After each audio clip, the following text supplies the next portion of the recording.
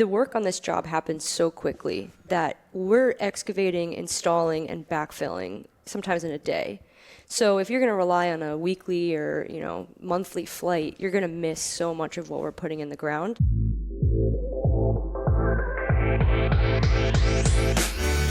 Well, welcome back to the Build Different podcast. We are on location for this episode with Kara and Lewis. Guys, this is really fun. Just want to thank you all. This is a sweet setup. We walked through this warehouse building to get up here. Honestly, I saw a sandbox for my little son, and I was like, dude, how do I ever get my family to come here and have this be your office space? This is awesome. Yeah, it's super cool. The views are, and we got this really nice view of your guys' job out here, which we just got to go tour with Kara, which is super fun. And yeah, sweet project. Really appreciate you guys breaking some time, and we're going to have some fun. We're going to talk about tech on mega projects, which is, I definitely consider this a mega project. Oh yeah, I'd say. Yeah, it's really fun. We got a fun little tour on location in New York, which is far away from Texas where I'm at. But yeah, just appreciate your guys' time. Of course. Absolutely. Have a beer. So Kara and Lewis, let's get into your guys' role on the project, because I know that's what is kind of unique about this job. Feel free to dive into as much of the project that you wanted to kind of give us context into, but Lewis, I'll start with you, and then Kara will get over to your side. Yeah, so besides, me and Kara are the lead drone pilots here. We have a pretty robust program. I think about 7 pilots now in total. Yep. Besides that, I'm a senior project engineer, so I'm working on the interior architectural scopes at our new warehouse, which is an operations and maintenance facility for the new offshore wind farm that our client's building. Yeah, this is, we'll get into the job a little bit more too, but 7 pilots, which was an amazing, I was like, holy cow, I don't know that some companies even have 7 pilots at their company. Yeah, we started with 2, I think, and we've added 5 more since then. So love it. Kara, I know you've been out here for a while too. Tell me a little bit about your role and the difference, I guess, from Lewis's team a little bit too. Yeah, exactly. So I also work for Skanska, but Skanska has a couple different business units. So Lewis works for Skanska Building. I work for Skanska Civil. So we primarily do the self-perform work on the site. So I'm a project engineer as well, and I manage, just our self-perform work from dewatering, excavations, management of materials, and just all of the day-to-day of getting this project built. You make it sound so minimalized. I just manage a few things out there. This is like a 70+ acre site of. You just gave us an amazing tour of all the work that's going on, and yeah, you're selling yourself a little short, but we'll get into some fun stuff too. Yeah, it's amazing. Give us a little. Where are we at? Tell us a little bit about the job, because it is pretty unique. You just mentioned something that we'll talk about more of, the uniqueness of Skanska and how you guys are out here on this project, and kind of the joint venture that it is, and the civil side of it, the building side of it too. But yeah, tell us about the job. Yeah, so it's a 76-acre staging port. I think it was built in the 50s. So right now we're redeveloping it for the Empire Wind 1 offshore wind farm. We're kind of structured pretty uniquely. So Skanska, Kara mentioned, Skanska Building, Skanska Civil. We actually have a Skanska JV made of both Skanska Building and civil people. And then below us, we have Skanska Underpinning, who's doing all of our, heavy civil pile work. And then we have Skanska Civil as well, who's handling a lot of other things around the site. Yeah. So it's pretty unique structure. And you're on the building side of it? I'm on the building side, technically part of the JV, but I do work for Skanska Building. And then Kara, you're on the civil side? Yep, exactly. Crazy. So that's normal, right? What's it been like? What's the kind of for folks that maybe probably land on either one of those sides of just the building side or just the civil, what's it been like from maybe the civil side first of working in that kind of environment? Yeah, it's complex, right? There's a lot of layers to the onion here. Trying to peel it back and summarize it is difficult. But I would say, Skanska just has such a big company, and we just specialize in so many different things. At the end of the day, both groups, they're under our parent company. We have the same values, same procedures, our safety procedures are all the same. So it's not as difficult as it would be, say, to come work with a JV from just another person in the industry. Everything is already streamlined and codified that it's, so much easier to work together. But we come together on JV projects a lot within Skanska Civil.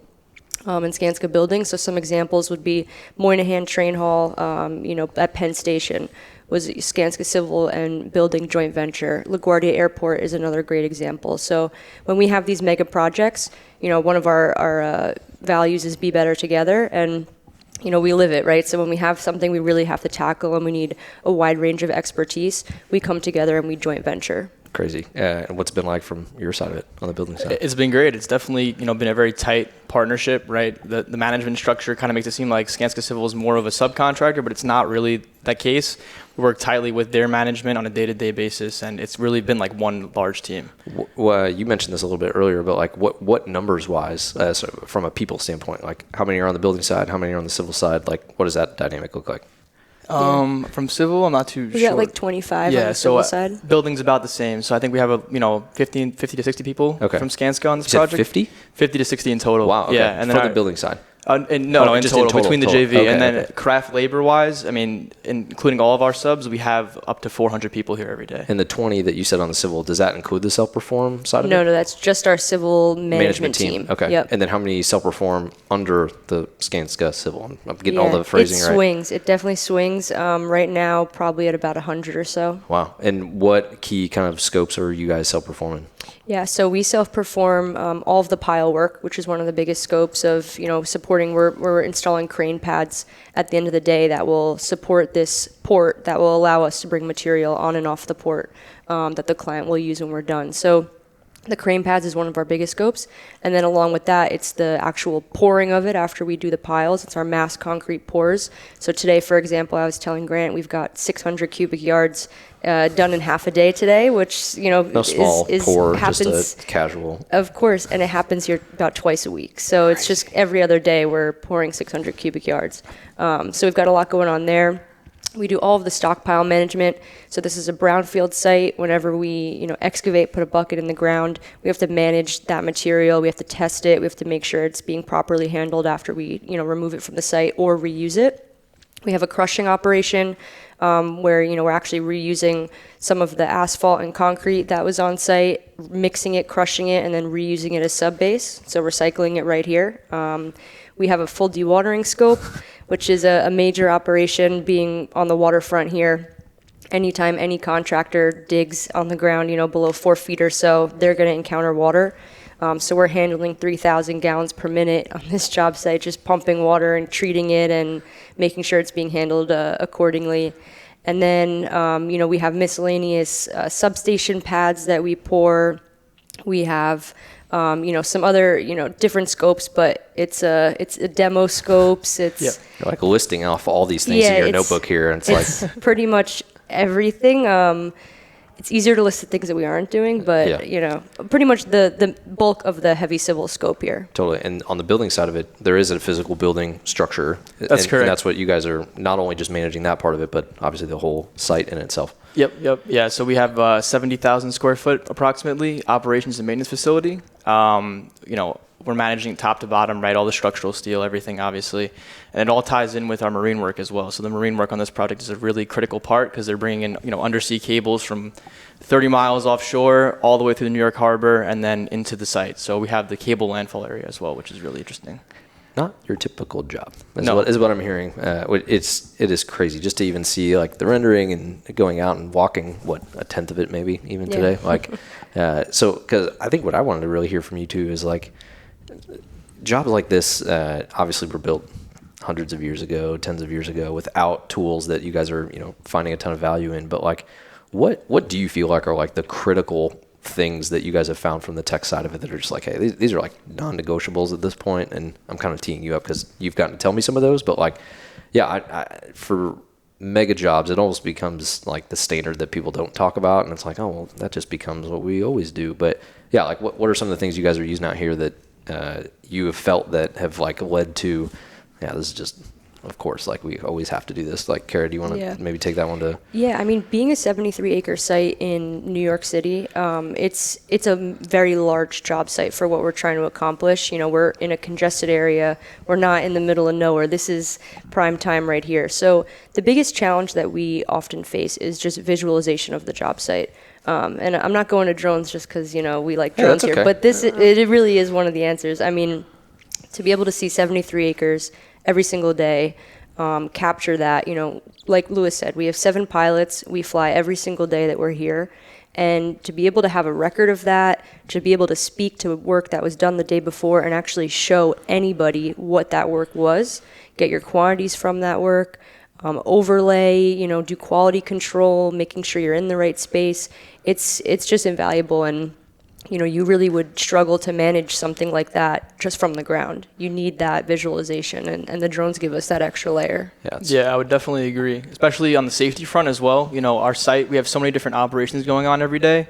Access roads are changing, pedestrian walkways are changing on a daily basis. So, we get asked, if we don't fly because of rain, we get asked every single day, hey, when's the next flight, because we really use it for planning out and letting everyone know, hey, this road's closed, this pedestrian walkway moved, and it really helps our operations, operate safely every day. It's crazy when we were just walking around, I told you this earlier, but like you look out horizontally and you're like, oh, this doesn't, just looks like not a normal job. There's no normal jobs, but like, yeah, you just look out and you have no context to like the 15, what you just said, like operations of, oh yeah, we're pouring concrete over here and we're digging trenches over here and we're sifting gravel over here. And it's crazy that like that has just become so standard. You mentioned this a little bit earlier, Kara, of like, we fly daily, which I had to like ask you, wait a second, or is that like, did you misspeak? And you're like, no, like what got to that point? Because I think you mentioned it on the walk too of just how that became kind of standard. And of course, if you have the resources of 7 pilots, that definitely helps. But I'm sure you would probably do it if you had 2 pilots, right? And, and we did. Yeah, we did do that for a while. As I'm looking at the 2, right? Yeah. Like, why has that become so standard for them? Like, and I love the even fact of like, yeah, if it rains, like, hey, if we could fly in the rain, we probably would. But has that surprised you from, again, other jobs, I would say, are like, yeah, we'll fly when we get to it. Or, hey, we'll fly once a week before our owners meeting. Like, it is like a necessity out here for your guys' stand-up meetings, stretch and fly. Like, yeah, just talk about how you got to the like daily realization, or if someone led that to saying, hey, like, guys, like, if you need more pilots or more resources, we need this daily. Yeah, I think one of the driving factors was our utility installation. So on this site, right, it's not a virgin site. It's been used for years for various different things. So there's a ton of utilities that were installed, and of course they were built in the 50s. So the documentation on where they are and what they are isn't always great. Some of our utility, raceways are being reused for the new design, and then we're also installing, a very large amount of new utilities on top of what's already there. So keeping track of what we've installed and making sure we're aware of what's been removed was one of the driving factors, because if you install a live duct bank, for example, across the site, and you have a ton of different operations traversing that area on a daily basis, we need to actually like communicate at the most important level, for safety at least, that, hey, there's a live duct bank here, hey, there's a utility line going in here, we can't keep this road here, you can't dig here, XYZ. So it really actually, in my opinion, came a lot from the safety side of things. Like, Skanska is known for being, extremely safe. It's one of our core values. I would say that's definitely the driving factor that got us to that point. And then, of course, if you want to talk about the soil tracking as well, I think that was also huge. Yeah. This operation. Yeah. Cool. So, just to echo what you're saying though, Lewis, like, the work on this job happens so quickly that we're excavating, installing, and backfilling sometimes in a day. So if you're going to rely on a weekly or monthly flight, you're going to miss so much of what we're putting in the ground, and we are heavily underground on this job. So that also helps set the tone for the cadence of, we need to fly daily because we need to capture. And I've even had, I'm sure you have too, had people say, I know you flew, yesterday afternoon, but I need one this morning to end this out. Like, so sometimes we're even flying more than once a day. But to answer the question about, our material tracking scope here, every single time, like I said, somebody puts a bucket in the ground, it has to go in a stockpile. And these stockpiles have to be tracked meticulously because we have to go through the proper protocol for testing and tracking to making sure we're doing the right thing with all of our material. And also making sure we're tracking the quantities appropriately, because we're self-performing this for every contractor on site, all of this material handling. So, there are times where we may dump from a stockpile and take from a stockpile in the same day. So again, we need to make sure that we're tracking that and that we have those quantities available to us. And we're using DroneDeploy to do all of our volumetric analysis and, really just streamline the process. So if you go into our job site, you'll see too many annotations, if that could be a thing, but I know we almost broke the system once or twice, but it's a good thing. We need it to be broken. Yeah, we have Test you can click on any stockpile out there. You'll see what it is, what type of material, the weight, whether it's been tested, what the status is, and you can export all of that out, right, and just get a summary sheet of here's everything we have on the job site. Yeah, and you two represent the producers of the data, right? You're flying, capturing. Let's talk about the consumers of it, right? And we mentioned this a little bit on the walk, but like, yeah, how have you guys seen kind of the engagement from like, oh yeah, this is like. And I say this often, and I feel like we're finally transitioning out of this, like, oh yeah, drones are just like great marketing things. Like, no, like this is like very heavily relied upon data. Tell me about the like consumers that you guys have seen latch onto this the most, and just like what their experience has been. I mean, you touched on like, hey, can you find the rain, or hey, I need this morning. But yeah, what's their mindset shift been of maybe being on a job before, call it a year, however many years ago, and not having some of this information, and now like having it. Yeah, definitely. I would say, especially from like the management and the owner side, it's very important for you utilizing the data for like projections, right? So, for example, we have this large testing program. All of the soil goes through rigorous testing. At the same time, we're trying to drive the job forward. So, if we need soil to backfill, a trench, let's say, right? Our client needs to know how much is available based on what we have stockpiled, and if we need to import material just to keep the job going, we project out, the entire job. So we have the amount of soil we're going to be exporting, the amount of soil we have stockpiled. Kara mentioned that we're producing this asphalt and concrete mix from reused materials on site. We project how much we're actually going to be able to produce and when we're going to be able to produce it, and then that lets us identify where we need to import things. We can analyze the cost of doing that, because obviously it's a lot cheaper to reuse the material than import material. So it definitely has a lot to do with projecting out costs over time. Yeah, I would say. That's crazy. I feel like I earned a chemistry degree when you were explaining to me the soil. And the dewatering. I'm like, you were talking about pH levels and things that are way over my head, and inputting new things in to rise this. I'm like, whew.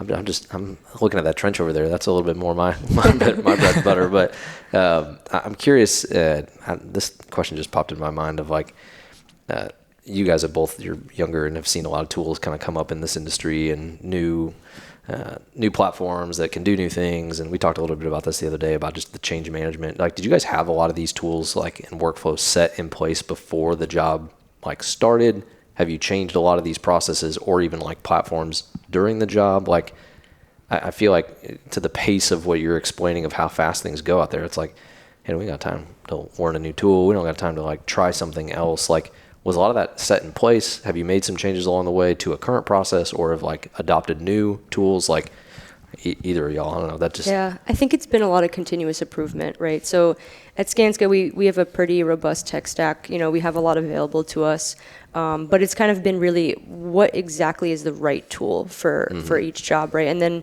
thinking outside the box as well. So I think some great examples that Lewis touched on already was the whole concern with the utilities in the ground. And one way that that has been something we've actually developed here on how we can use technology to help streamline that a little bit more and make sure that we're more informed in the field is we've actually gone and, taken the CAD that we have of the utilities that we knew about that were already here. Then we did GPR, tried to identify some new utilities. And then every time we're digging in the ground, test pitting, right, we're identifying new utilities. So all this information was being gathered. And then there's also new utilities that are being installed for the future project. So there's all this information. We've taken it. We have somebody who manages this process. They get CAD uploads from each of the subcontractors. They have the historic data. They put it together every single week, and they export out a DXF into DroneDeploy that shows exactly what is in the ground this week. And, that's just been a huge game changer for us, because previously this information lives in CAD. Well, not all of our supers are going to pull up CAD, right? This information lives in a PDF. Okay, when you're standing there with a PDF printed out, you don't know where you are. It's confusing, right? But if you have it in DroneDeploy, you could even pull up DroneDeploy on your phone, see your geolocation of where you are, right? And it gives you that idea. So then we implemented a new, what we call a ground disturbance process, where, we have to go through and have meetings before we, penetrate the ground in any way. And a lot of that is also attaching this, record that we've kept and using DroneDeploy for, screenshots and showing where we are and just making it crystal clear of like what our plan is every time we dig. And this is like without fail, even if you dig 2 inches, there's a ground disturbance permit for it. Yeah, it's crazy. A phrase that's always stuck with me, and I don't know, maybe you just kind of reminded me of it, is like context removes confusion. Like when you have the context of the whole site from a top down, from a yesterday perspective, it's like, hey, there's really no confusion. I mean, confusion is where a lot of conflict happens, a lot of strikes happen, utility stuff like you mentioned. And yeah, context just brings so much more clarity, not only to processes, but like to people. And, I mean, you've hit on a couple times, like just the safety aspect. It's like, hey, we all talk about safety. Obviously, it's number one, most important. Let's all go home and, have our families to go back to. But like, yes, technology like helps that. But like, it's crazy when it is like such a critical component of it when it's available for you to use. Absolutely. Yeah. Every meeting we have, we start off, with our safety moments, obviously. So safety is within our blood here at Skanska. But something else you see at every meeting now too is they bring up DroneDeploy for everything. And we look down at the top view site, sort of what Kara and what you said, it mitigates the confusion. There's really no other like tool to visualize things that we've used. And every single meeting from the interior O&M base, right? We pull up the ground capture, right? And we look at conditions for when we were doing piles and stone columns and things like that. We were tracking our progress, and every single meeting we had, we looked down at the top view site. So it's super useful, yeah. Well, let's touch on the consumer again a little bit of just like the folks that are like consuming this information. Like talk a little bit about how you got them up to speed with some of this. Because like, again, technology, like it's a new thing. You got to learn it. It may not be integrated into your workflows in the first kind of parts of it, and obviously they become experts as they realize the need to it. But yeah, how's it been getting the 50 plus Skanska folks, just even in your camp, up to speed on it? Of like, obviously it's a web page, you pull it up, that's great, but then like unlocking so much more that's behind the scenes with it. Like, how's that process been? I mean, at least from my side, right? We held trainings here. It was pretty easy for me and Kara to kind of walk the team through, the basic controls, how you can utilize the platform for different things like volumetric calculations. And, we're lucky that our team is, I guess, more on the younger side. So a lot of our engineers are very, they're very excited to learn new technologies and actually get involved in the process. And because the platform has been so easy to use, even our management is, using it every single day. For a lot of different things, right? When you're more of a technology person in construction, you kind of become the go-to person for anything regarding technology, obviously. Like, I get asked all the time, hey, Lewis, can you, pull the model up for this? Can you do this? Now, to be honest, I don't really see that at all. I think, most of the management, all the way through, senior project management, they're on the platform themselves, and the client as well. The client is constantly looking at, our progress on a daily basis and, asking us questions here and there, but they're kind of, autonomous in that sense. It's funny when you say progress on a daily basis, that's a real thing. Yeah. I often, we're doing it on a day. And it's like, no, this is on a daily. But yeah, any thoughts to your side from maybe the civil side of it and like being out, getting their boots dirty, like pouring the 600 yards of, concrete today, like how's it been training them, like getting them up to speed? And Yeah, I mean, like Lewis mentioned, right? So you hold those formal trainings, but there's always so much that people are going to absorb when they're sitting in that classroom type environment. So it's been a lot of just kind of you learn as the need comes up, right? So the first time you're needing to see an overlay on a drone scan, you learn how to do it, right? You know it's an option. So you ask Lewis or one of us, and you figure it out. And now and now you can tell the next person. But because we use it so often, and like Lewis saying, like not kidding, like every single meeting, it's hard not to pick up all the tools because someone's sharing their screen, you're seeing their keystrokes, you're seeing what they're clicking, right? And then you can follow along and do it yourself. But yeah, I mean, it's just unlocked a lot for us that everybody is, so capable. And not having to rely on like one or two people to shepherd, the way for everyone else. It's really just become mainstream and just like an expected level of ability that we have on our team. Yeah, absolutely. I'm chuckling because I think this question could be very interesting to get an answer to. Like, what are the downfalls of that though? Like, what are the drawbacks of like, you now have 60 incredibly engaged, like opening it up all the time. I'm sure you guys get a ton of feedback on, hey, can it do this? Why can't it do that? Like, where can we improve that? Like, has there been any challenges on, honestly, like those are the challenges we dream about at night of like, oh man, I'd love 60 people to be, have it pulled up next to their Bluebeam instance or Procore instance, has it posed any kind of interesting challenges on that front? I think like one example is just like sometimes there's too much information in there. So like, Lewis knows I sent out an email recently to everyone saying like, guys, we have over 100 overlays in here. half of these I don't think are relevant anymore. Like they could be old bulletins. I don't want people looking at outdated information. So it's kind of then becomes something else to manage. Is like, okay, people are uploading what they need at the time. Yeah. Someone else might be using it later, not realizing. So we've had to manage, all right, tell me now if you need this or I'm deleting it. And same thing with annotations too. People are just, I think we had thousands of annotations on maps for like a single day. And, it's made a little chaos when you first open the map and you're trying to see like what you want to see. So yeah, we've definitely had especially with the annotations, right, with our utility tracking annotations, on a daily basis, these are being updated, right? So if I copy the annotations from one map to the next one and I don't communicate that the newest map has, this set of annotations, whoever's going and updating and, changing the status of a utility installation may be updating the wrong day, and Totally. then the data doesn't carry on correctly. So definitely, I think open communication has kind of been what we've been relying on to try to mitigate these things. But I'm T-balling you guys up, and you haven't really taken the bait of like, yeah, well, if you guys would just improve some things over there, it is true though. It's crazy when, we could talk about this too, of like just the mega projects at scale, the feedback loop that has to happen of like, hey, the reason we're asking for this type of feature is because of the 60 people plus that are, uploading these things and like daily using this stuff. And yeah, I'm curious to maybe like camp on a little bit of like just the partnership you guys have seen from, you can camp here for us, or you can talk about other partners that you guys have had out here, but like how important is to keep that feedback loop so close?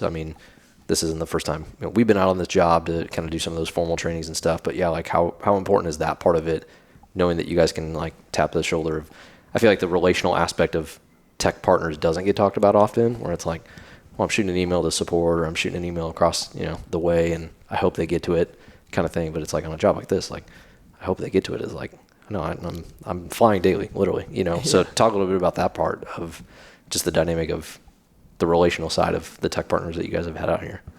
yeah, I don't know if you want to, I could take it too, but yeah, obviously we're close with our DroneDeploy team, right? You guys have been supporting us from the beginning with this, and getting this project going, and helping us get on the right path to do things the way that makes the most sense when using your tool. And I think we definitely blow up support's email inbox quite frequently when we have questions or just different needs, but I think, we have also been helping you guys, right, and driving what we need going forward. And one of those things has been on the earthwork side. This is a major cut fill grading scope on this job.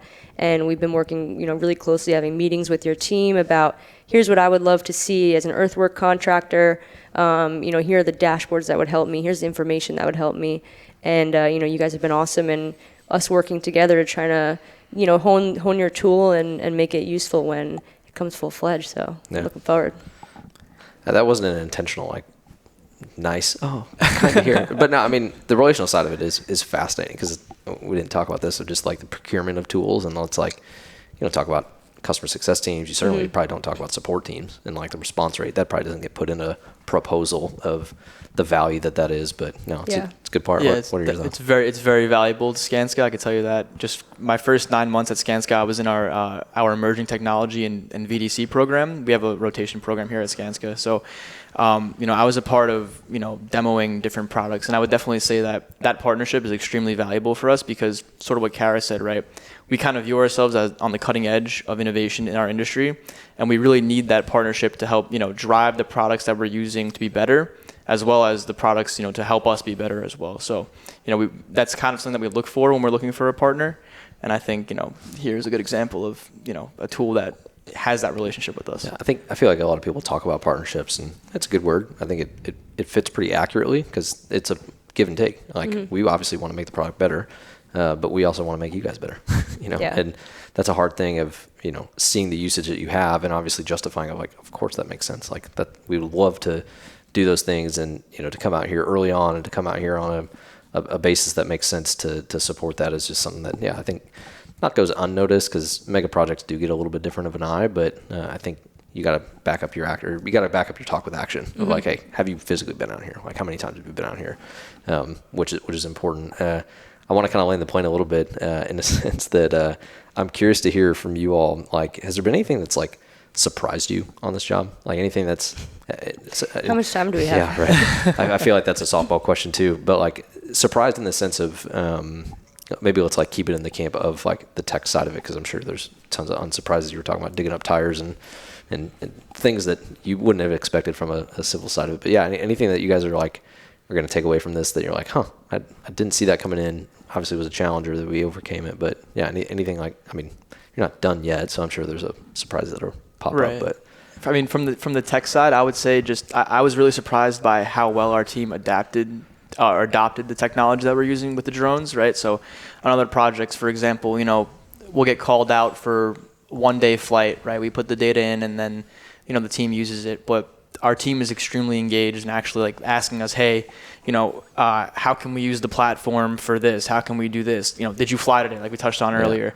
I've heard countless times that, hey, this technology is actually like the best thing that we've ever done on this project. And that's not something that I think is common in our industry. I feel like, people have been doing, construction work and managing it for years and years and years, right? So when a new change comes around, a lot of, especially, people who've been doing it for a while are reluctant to that change. And on this project, I think it's been embraced across the board, which really surprised me personally. You don't hear those phrases often. And they're ones that you like want to put up on your board of like, oh, at this date, at this time, this person said, but it is, it's encouraging to hear. And you're right.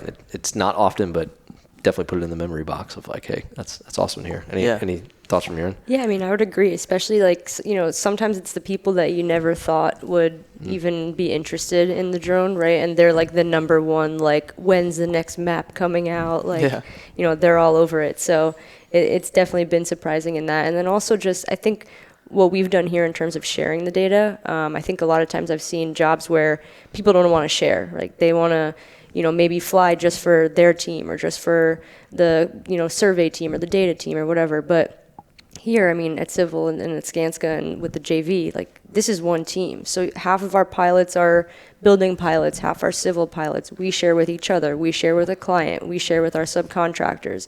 They want to see the map, of course. Like, and at the end of the day, we're all only successful if we're all successful. So the more information we can put in the hands of our team here, we're going to do it. So I think that's been refreshing to see, just how we operate that way. Yeah, that's awesome. Last project and truly land the plane is you guys have had a unique opportunity to see things at scale, and there's a lot of teams that struggle to even get the excitement buy-in from teams, even hey, putting it as a bookmark, hey, pull this up, your question's probably going to be answered there. Like completely different types of jobs can early on in maybe their tech journey on their jobs. Like anything you'd like say to encourage them that are just like, gosh man, I'm really trying to get this forward. I believe in it. I want my team to believe in it. I'm the one probably flying it maybe, multiple times a week, that are just maybe like kind of discouraged or like, man, is this ever going to like flip the script and really like tip into, hitting the value point? Anything like you'd say to them that are just kind of like, they get it, but they want more people to get it. And you guys have obviously seen a lot of people get it out here. Yeah, I think it's a visual thing. Like, you can talk about it, you can give PowerPoints, but if you show someone with their own data, like if you're trying to scale this across your whole company, right? Start with one job site, offer your time, fly that job, show that team, right? And then, the next step of it is like really focus on what the business case is, because that at the end of the day, right, when decisions get made, it boils down to what's the business case. And the more like hard data you have to back that up, even if you're thinking of something small, like, yeah, we used to build scaffolds to inspect something, but maybe we can fly a drone instead. Well, that's pretty easy to quantify, right? You can say what your production rate is for building scaffolds, the cost of the material, the safety risk, right? All of that information. Try to boil that down as much as you can, because the clearer that you make it in terms of the dollars, safety, things like that, that really starts to paint the picture of the value. Yeah, well said, Lewis. Yeah, no, I totally agree. I think demonstrating the business case, for using a technology is definitely going to drive that implementation in your company before anything else. We that was one of our main points here, right? For example, at SBMT, right, we have all these stockpiles. So just not even really doing the math, but just thinking about it conceptually, like surveying a stockpile every single day to get our, rough quantities versus just pulling it up on the drone flight, and that same data is used for 10 other things. It's way cheaper to do it that way. So I would definitely say the business use case is certainly the way to do that. It's so funny that I've said this to a handful of folks. It's like, yes, you may have not gone to school for like change management, implementation, like tech implementation stuff, but like, well, you got to learn pretty quick. And like, I think the allure or the kind of sparkle wears off of like, oh, I want to do this. It's like, well, what is the question you're trying to solve, or what is the like problem statement that you're trying to drive into? And yeah, I mean, I personally even remember that. It's like, I want to get this out there. And it's like, well, if I didn't have anything to like prove that it was going to be valuable, cool. Like, what do you get? A nice like little pin at the end of the day saying like, oh, great job, Yeah. Like it's got to be connected to things. And I think that's hard to see too in some ways, because some folks, they're just like, oh, I want to fly a drone on my job. It's like, great, love that. Awesome that you have that desire, but if it's not connected back to the business, it's probably not going to last. Yeah. Which is tricky. And you guys at this job get to see that at scale, which is just so cool. Well, I hope that we can come back here and see it in its full done capacity. It's amazing. I mean, you guys are doing amazing work. The one thing I didn't get to look at, which I'm going to look at very soon, is y'all's like usage dashboards, and I'm sure the like spiked, graph of sorts, and the amount of people. Those are so fun to see too. Is just a way to help validate, who's looking at it. Oh, I didn't think they're looking at it. Yeah. We call it like the sneaky champion of like, dude, what's Phil doing over there? Phil, hey. He's like, oh yeah, man, I pull this up all the time, Yeah, but it's cool. That also is a fun way to kind of look at some things too. But any last thoughts? Anything you guys would want to share that we didn't touch to? No, I think we covered everything. Yeah, I think so. Love it. Yeah, it's an awesome project. Really appreciate your guys' time to let us come out here and sneak 30, 45 minutes of your time, and keep up the great work. I mean, it's fun to see. It's different to see from our end, and then obviously get to walk it on the ground, and appreciate your guys' time. So thanks for tuning in. Appreciate you all making the time. Thank you. Appreciate All it. right, Yeah. awesome. Take care.